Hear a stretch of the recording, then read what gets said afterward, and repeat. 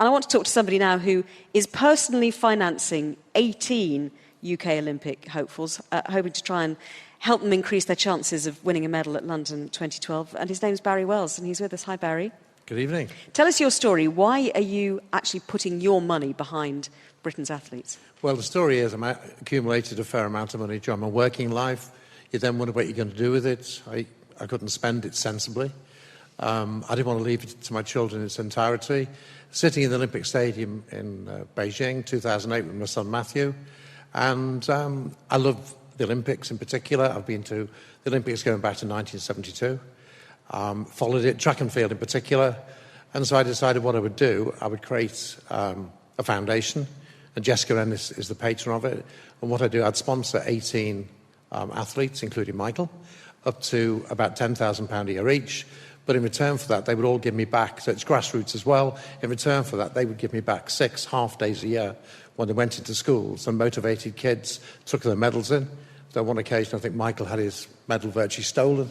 And I'm pleased it wasn't a Liverpool school, it was a Manchester school. But he had a medal taken when he was in the classroom, but he got it back at the end. So it's people like Michael going into schools to motivate them. Yeah, and so you say you fund them. Absolutely, I think that's definitely worth a round of applause. Michael, what's Barry done for you? It's massive help. It's in terms of getting to do all the the financial stuff that comes along with athletics. A lot of people from the outside don't realise that. They just see you on the track and they just see you as just an athlete who runs on the track, and they don't understand the financial restraints and commitments that you need off the track. So Barry's there as a massive helping hand just to help me just forget about those worries really and just get on with what I do best, which is just run. And it's a massive help just to have those worries, just so you can help just to push them to one side and just concentrate on hopefully bringing back a medal. And hopefully next time I go to a school it'll be an Olympic medal instead of a European medal. And you'll keep it. And I'll keep it. But our athletes they're lottery funded, a lot of them, aren't they? I mean, they get a certain amount of funding. Why do they need you? Well, they're not all lottery funded. Out of the 18 I've got, 3 aren't lottery funded at all. Out of the other 15, with lottery funding, it's a very kind of mechanistic formula which the sports person then has to fit in with, which may not be the best thing they want. I mean, example is, if I take Jenny Meadows, again from the Northwest. Jenny Meadows, like Michael, an 800-metre runner. Her husband has given up his job. He's her coach, to be a full-time coach. There was a loss of income because of that. And then she wanted to go to warm weather training, but she didn't want to go to the camp that UK Athletics picked out. She didn't want to go to Stellenbosch because it wasn't altitude. She didn't want to go to Kenya because the altitude was wrong. So I paid for her, I paid for the physio, I paid for a husband and a coach to go out twice a year to Africa and train there. And are you seeing the results of that? As you say, they give you a certain amount of time. The results are unbelievable. I mean, results for me are one being on their journey, of course, as well. This is it. I don't deal with agents. They're all direct relationships. All of them I've picked. They haven't come to me.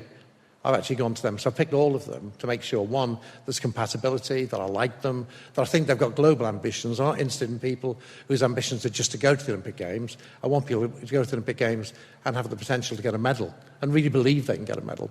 But then to follow exactly what they're doing, like Michael, who I've not spoken to today, sent me a text yesterday saying he'd run 6 300 metres in 38.4 seconds with a 3-second rest. So I'm getting kind of minutiae information on training all over the place coming into me, which I'm assimilating, and I can see the path they're on. So for me, it's absolutely a fantastic experience, and I'm just surprised more people don't do the same as me. Can I ask you how you deal with UK sport? Do they talk to you about what you do, and do you have a relationship with them? Because obviously they view themselves as being, well, they are, the appointed distributors of lottery funding and exchequer funding to elite athletes, and they have a very clear programme about how they do it. So do they find you a sort of slightly eccentric figure on the side, or are you embraced by what they do? Well, you say UK sport. It's not UK sport. I mean, UK sport allocates the money out to the individual governing bodies.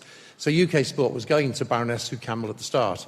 We had fish and chips together in Beijing, and then talking to her and then saying the sport I liked, and then going off and seeing some of the governing bodies. Track and field, I was lucky because I understand it in immense detail anyway. I probably know more about Steve's performances than he does himself. I can vouch for that. I'm sat there thinking, I know this guy's face, and we've had lunch together one time. And, I was thoroughly embarrassed by Barry's athletics knowledge. Completely put me to shame. So Was your dad a pole vaulter, was I? No, my grandfather was Your the world pole vault record holder, and you were the 3A's champion, also the United States champion as well. So there's a kind of family interest in it, but I just love it, and I just can't see how more people don't do the same. I mean, when the Winter Olympics were on in Vancouver, there was this thing about the funding shortfall. And I do get some ludicrous letters coming to me. I could write a whole book, and I may write a book, just of the letters I get, which are quite hilarious, some of them.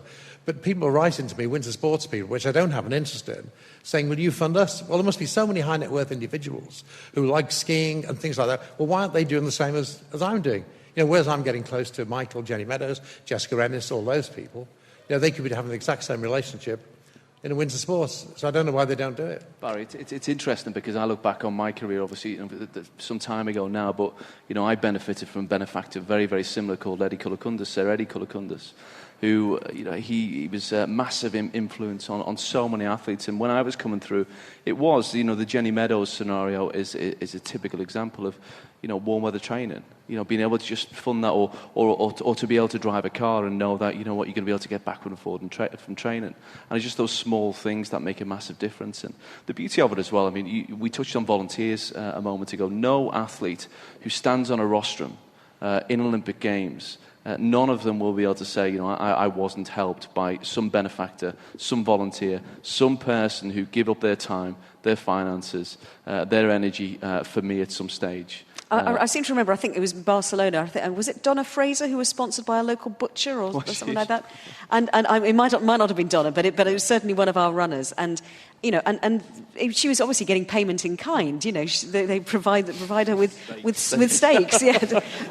And I think until we reached the point where funding was much more structured, that was the kind of the hands-on support that people could give. But I mean, the fact that you can actually take it to a more elite approach, a more professional approach, Barry, if you like, to say, okay, we know that this help is out there if you can pay for it, if it's warm weather training or whatever. I mean, it must give you a great sense of positive, you're actually doing something very positive. It's just amazing following them around. I mean, Michael ran in Barcelona, he got the silver medal, and he was so disappointed.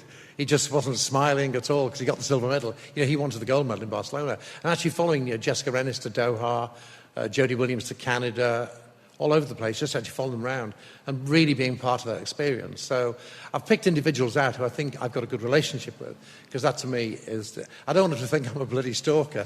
That's the problem. But so how do you think you'll feel when Michael stands on the podium after the 800 metres final in London? How are you going to be feeling? What if he gets a medal? Well, tears will be coming down, Michael. Tears will be coming down my face. I mean, just to think in some way I've contributed, even though, because it's so marginal to be getting a medal. So, as you know, Steve, so well, with your phenomenal high jumping, it is so marginal. But if I can just go back to these amusing things I've had. I mean, the letters flood in. When people know you're giving away money, it's like the Africans all writing in saying, I've got £15 million in my account. Can I transfer it across your accounts? People are writing to me like that. But I've had so many, but the most hilarious one was somebody wrote to me and said he'd proved that electricity worked with horses. You could wire horses up to electricity, put pulses through their bodies, and this would be tremendous. And he thought this would work with human beings. So as I had wonderful, wonderful athletes, could I actually give them this, put these pulses... I had a duty. You have a duty for 2012 to actually get Jessica Ennis strapped into an electric chair and putting these pulses through her body. I mean, but I've just got so many of those. I've got a whole file back in the office of individuals who have written in these ludicrous... Yeah, well, you definitely should publish them. Yeah, I was going to say, we'll look forward to the book. For those. So let's... Barry, thank you so much. I think another round of applause for Barry, because I think he's doing something really positive.